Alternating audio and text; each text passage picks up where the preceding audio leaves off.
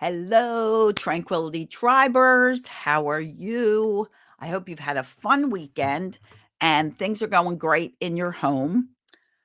Today, I want to talk about labeling children and calling names. Okay. This is negative labeling. This is like calling a child a liar or calling them lazy, those kind of things. So, I want to address this because this is honestly one of the harshest things you can do to a child. Along with yelling at them consistently, labeling does so much long term permanent damage. It changes the mental wellness of your child. Even if you are doing this to each other, to you and your partner, your child is taking it as if you're doing it directly to them. I remember when my father would call my mom stupid or an idiot. And I would take that to heart. And I honestly believe that's a lot of why I felt I was stupid my whole life, because I heard him always saying that, and I would take it to mean me. So I'm going to talk a little bit about what it does to your child and tell you a little bit about how you can turn it around and give you a great, uplifting, encouraging tip at the end to motivate your kids without having to remind them. Okay.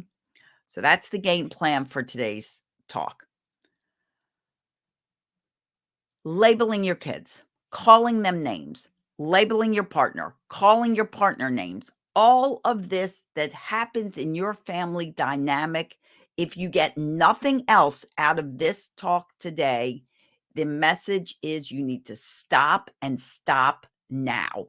And if you really think, I just don't know how, reach out to me. We'll have a separate call and we'll talk about it. Okay.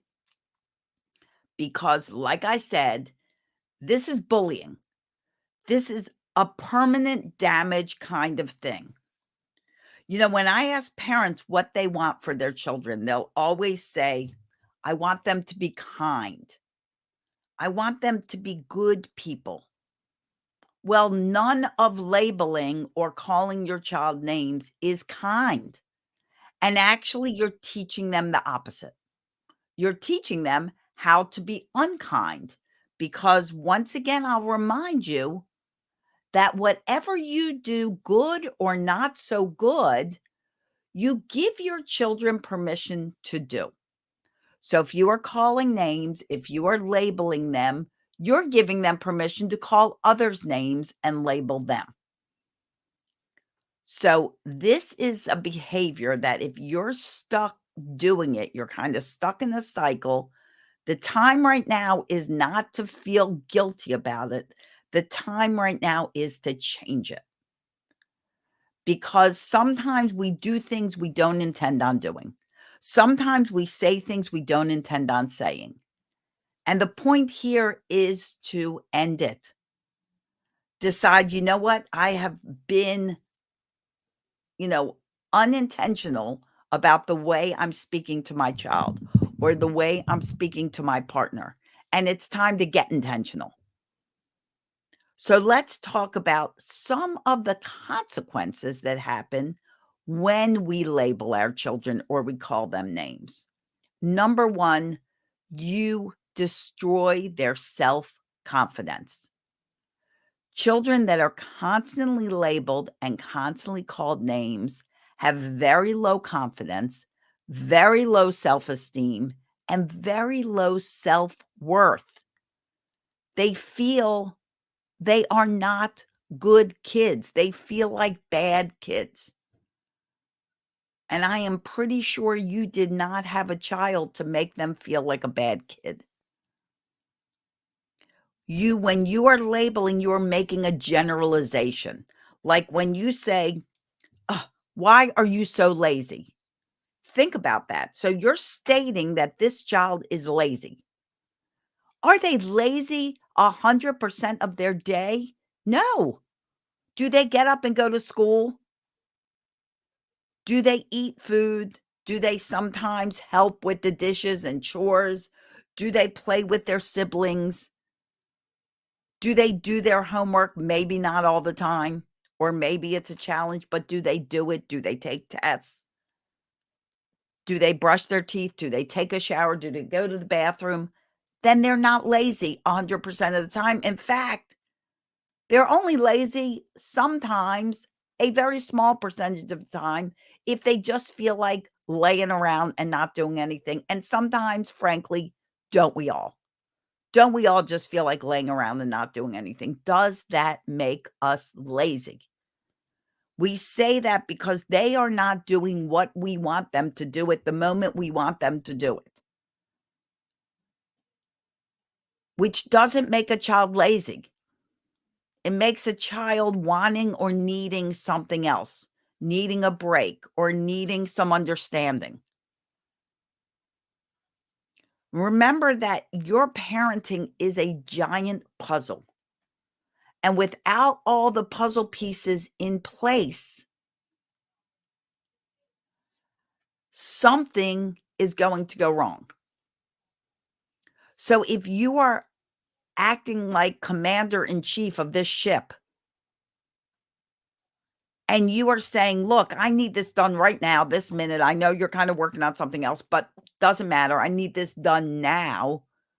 You are not using the skill of offering choices. You are not teaching respect. No different than if you're on the job and you're working on something and your boss comes in and says, stop what you're doing. I need this done now.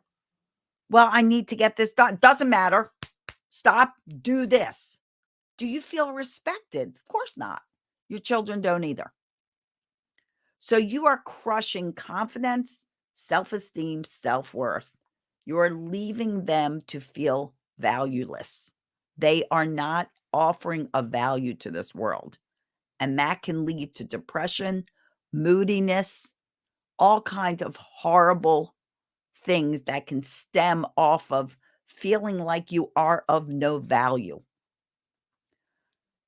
All those voices in our heads that we have as adults, I'm not good enough, nothing I do is right. Why even try because it's never going to come out okay? That's created right then and there. When you're yelling, when you're calling them names, when you're labeling them. All those voices are being planted in that head and they don't go away.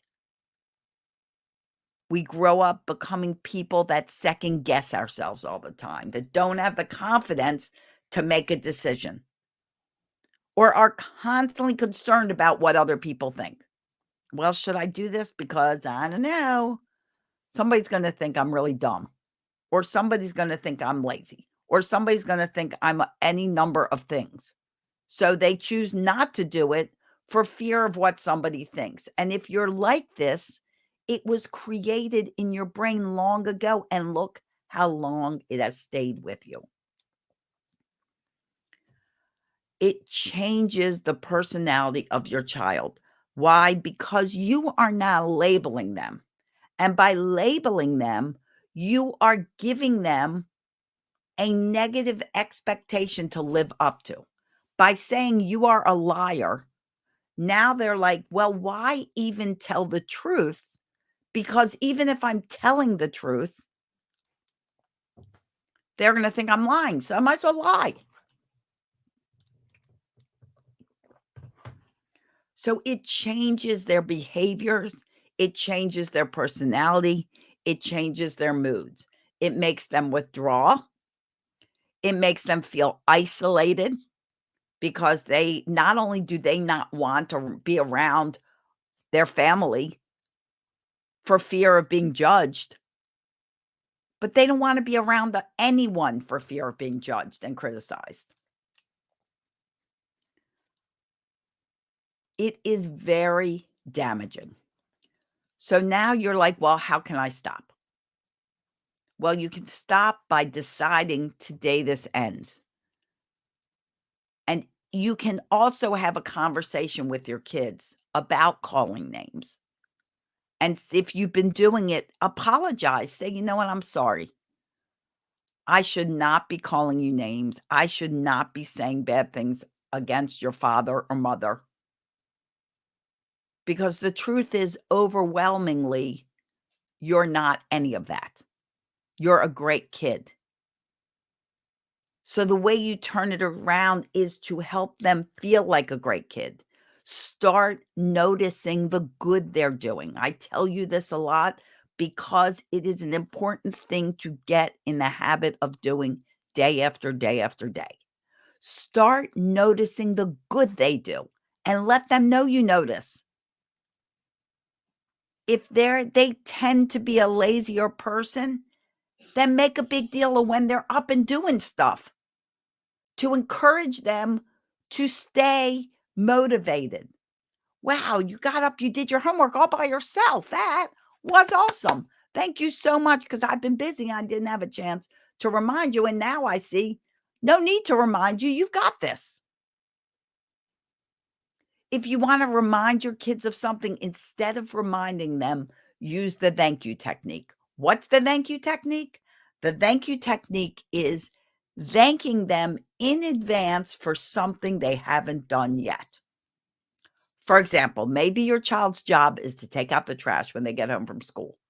So on your way to school, you can say, hey, by the way, thank you, honey, so much for taking out the trash when you get home. And they may say, well, gosh, mom, I haven't even taken out the trash. And your reply should be, well, I know you haven't, but I know you're going to. And I just want to make sure I thank you. I may not be there or I may not see you do it. So I just want to say thank you now so I don't forget later or I don't miss it later. The thank you technique works for a lot of things. If your child needs to do their homework after they get home and have a snack, you can say, hey, honey, thank you for working on your homework after you have a snack when you get home from school. By the way, what do you think you'll have for a snack today? A whole conversation will develop out of that. And now your child is reminded to do their homework. But the indirect message is, I believe in you. I know you're going to do this. So I'm thanking you ahead of time. You're showing them appreciation. You're giving them a positive expectation to live up to, not a negative one. The thank you technique can work for so many things.